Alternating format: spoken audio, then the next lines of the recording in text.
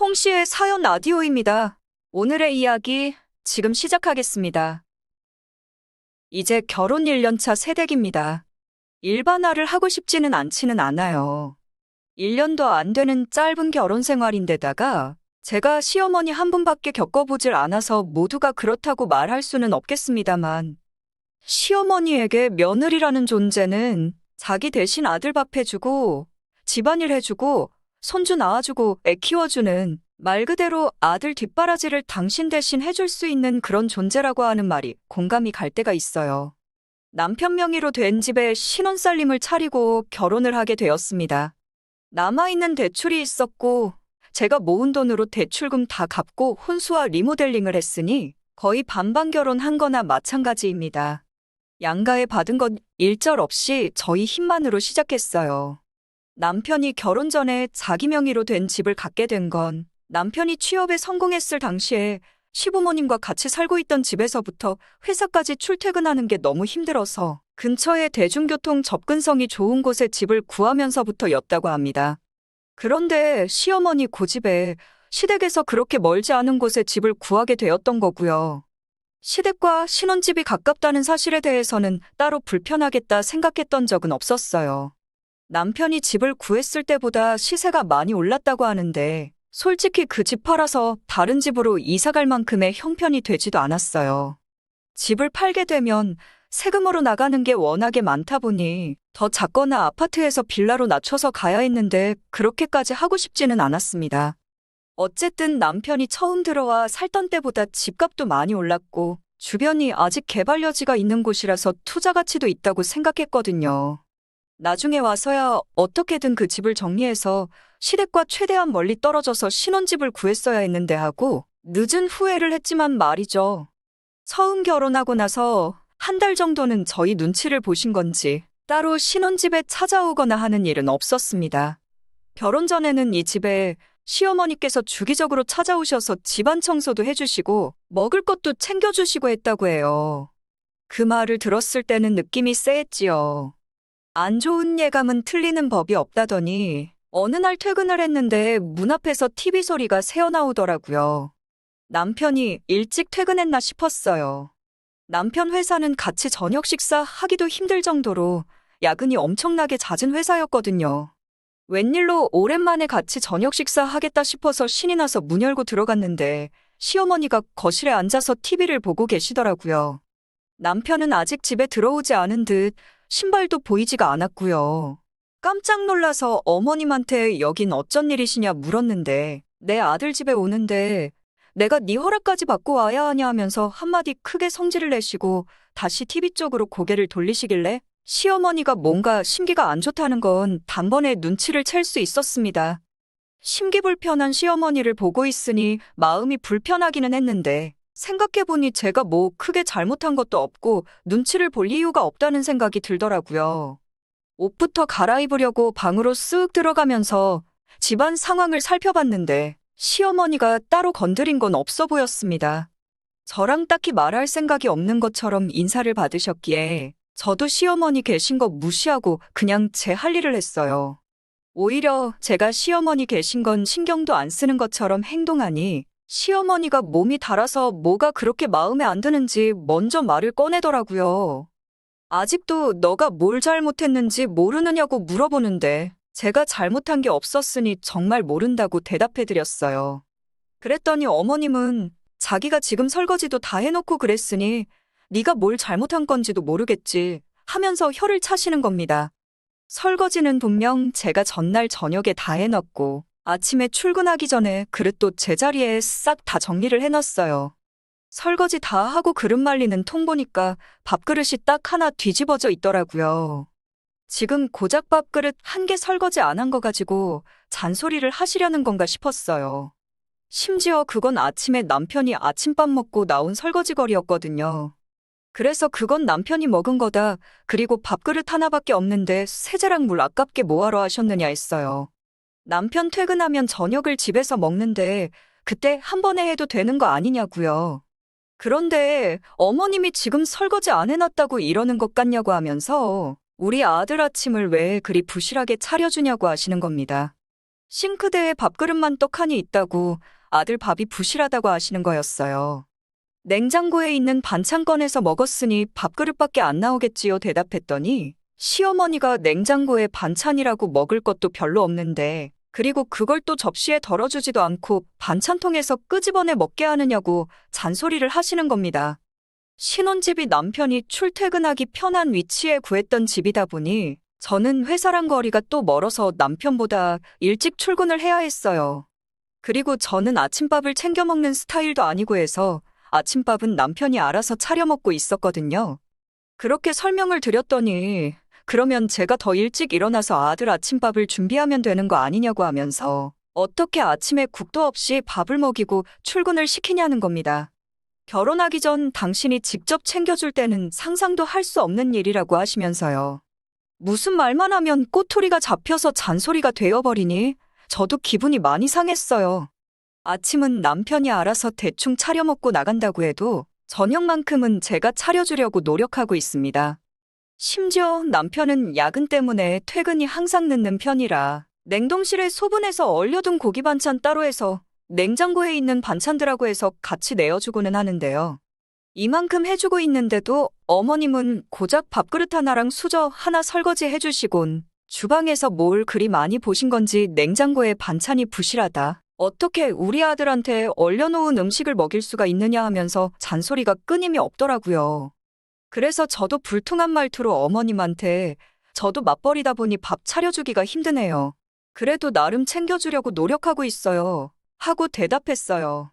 그러니까 어머님은 어디 여자가 돈 번다고 유세를 부리냐고 하시면서 맞벌이 부부가 세상에 너 하나만 있는 줄 아냐고 화를 내시는 겁니다.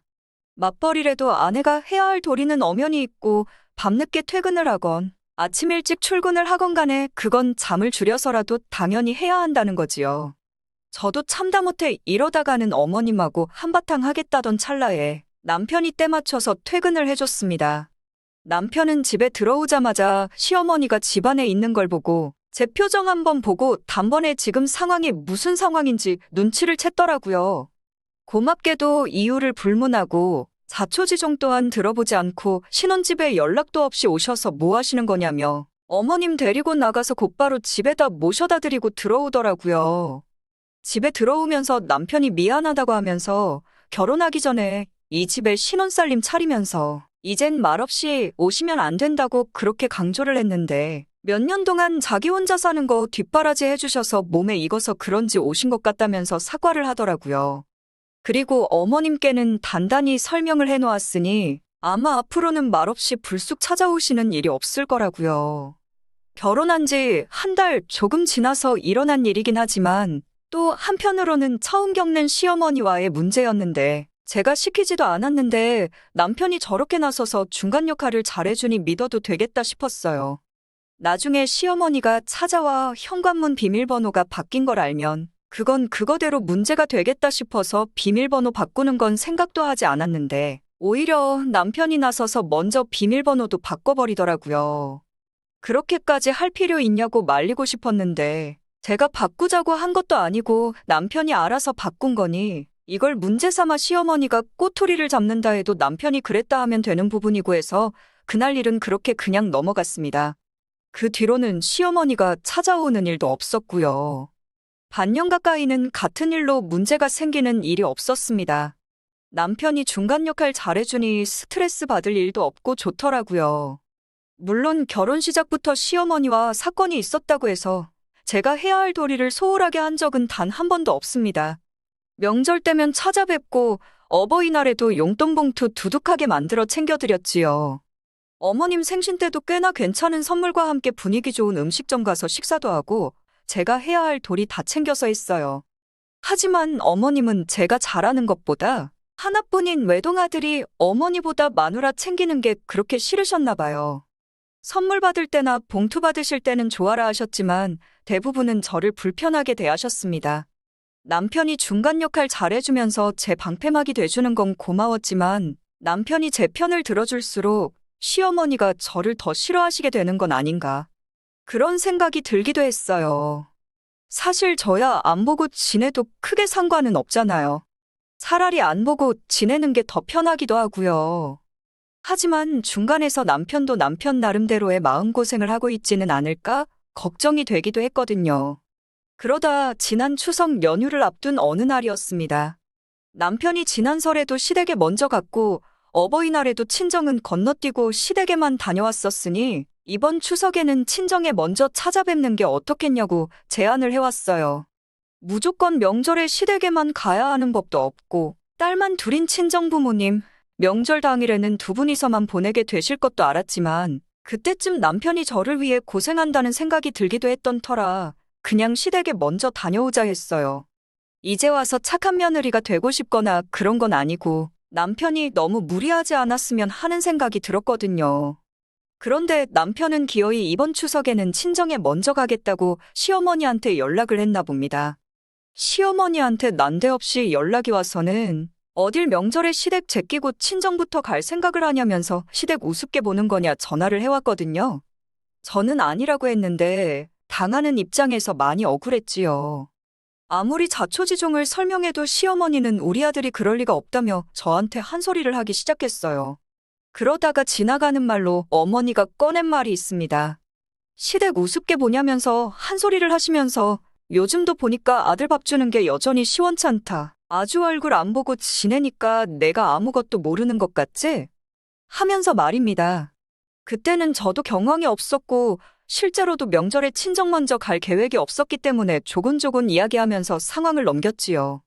남편은 어머님이 저한테 한 소리 했다는 걸 알고 자기가 생각이 짧았다면서 여전히 제 편을 들어줄 테지만 자식으로서 어머님한테도 중간 역할을 잘하는 모습을 보여줘야지 현재 이 상황이 더 나아지겠다고 사과를 해왔고요. 그만큼 남편하고는 무슨 일이 있으면 항상 서로 의견을 조율해서 좋은 결과가 나도록 노력을 했습니다.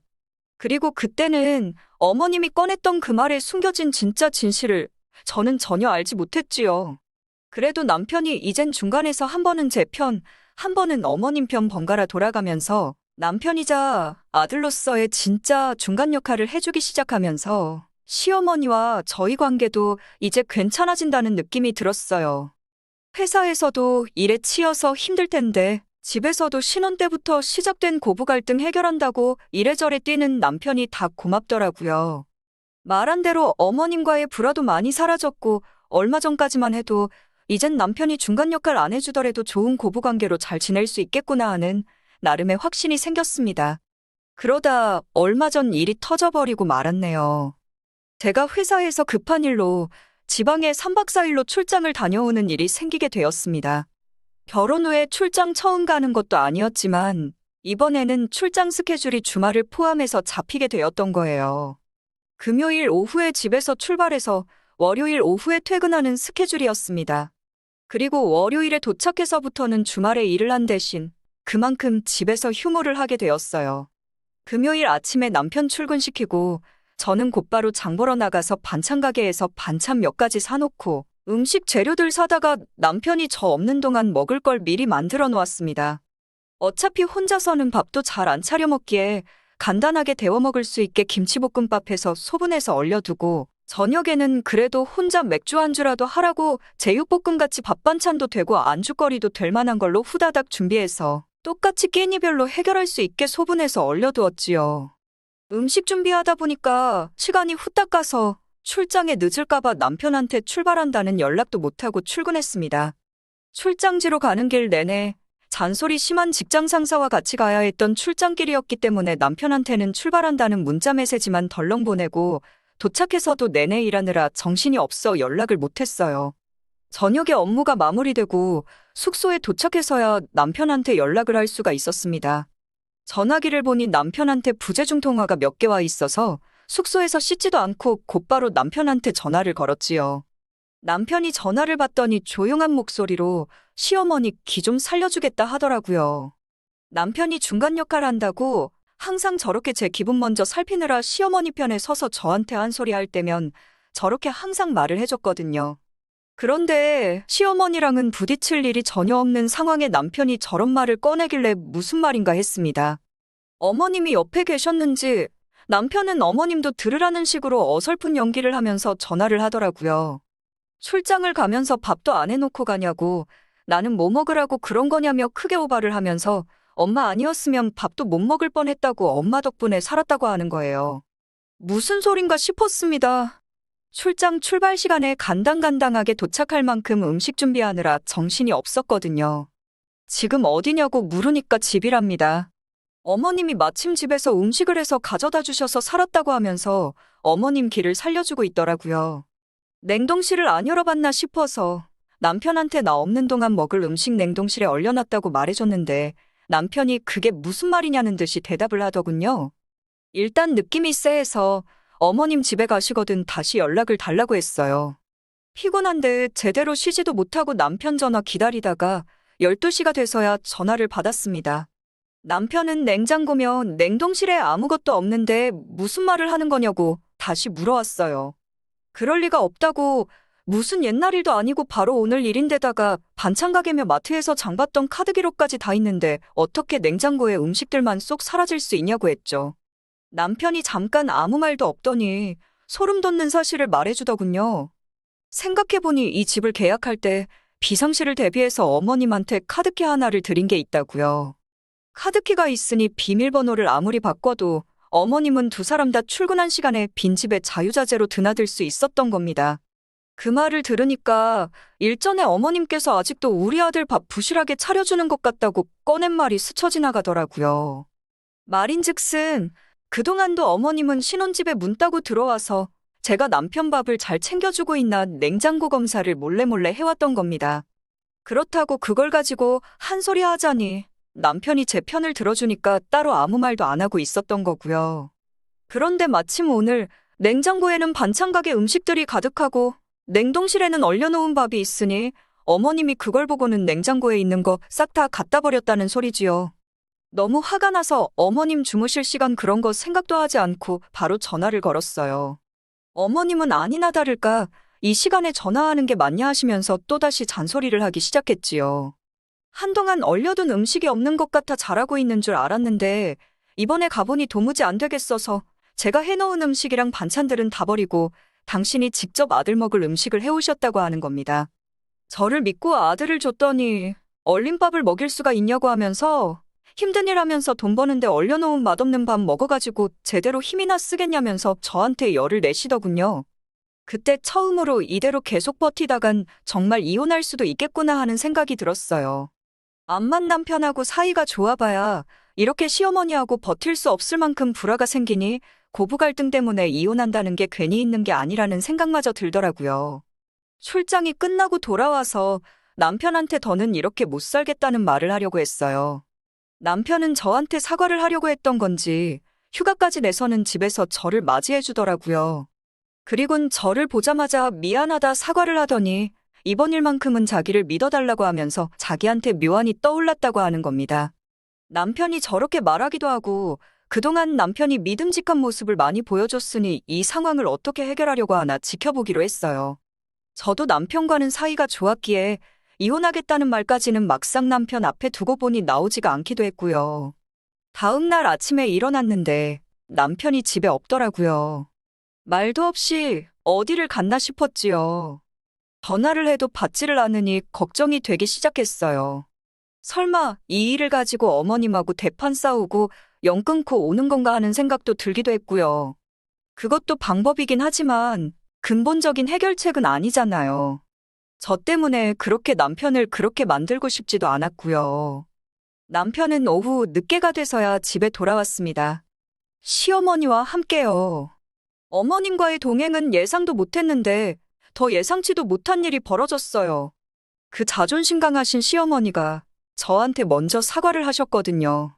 저도 나중에 자식 낳으면 내 맘이 어떤지 알 거라면서 저도 잘못이 있다는 듯이 말하기는 했지만 결과적으로는 알아서 잘하고 있는 아들내외 결혼 생활에 더 이상 간섭하지 않겠다는 진심이 담긴 사과였어요. 가지고 계시던 카드키도 두고 가셨고요. 어머님이 저렇게 나오시니 저도 기분을 안 풀 수가 없었지요. 어머님이 집에 가시고 나서 남편한테 어떻게 했길래 어머님이 저한테 사과까지 다 하시냐 물어봤어요. 남편은 별것 아니란 듯이 웃으며 시골에 계신 시할머님 모시고 와서 시댁같이 다녀왔다고 하더라고요. 시할머님께서 어머님한테 나도 안 시킨 시집살이를 너가 하고 있냐고 노발대발 하셨다고 해요. 우리 3대 독자 이혼남 만들어서 우리 집 대를 끊으려고 작정했냐고 하면서 시어머니 잡들이를 했다고 하네요. 한바탕 소란이 끝나고 시아버지께서 허둥지둥 시할머님 모셔다 드리고 시어머니하고 자기는 여기로 온 거라고요.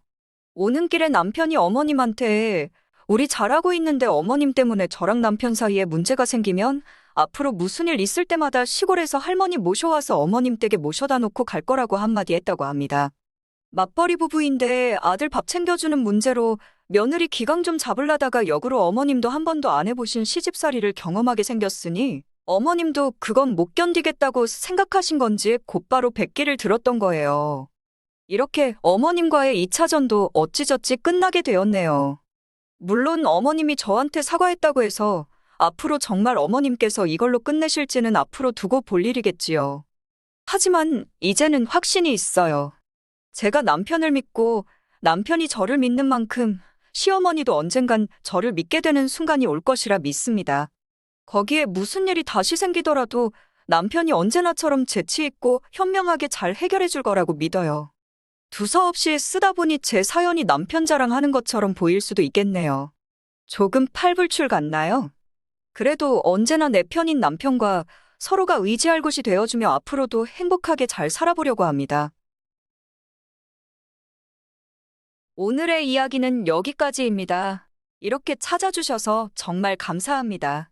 다음에도 더 좋고 더 통쾌한 사연으로 찾아뵙겠습니다.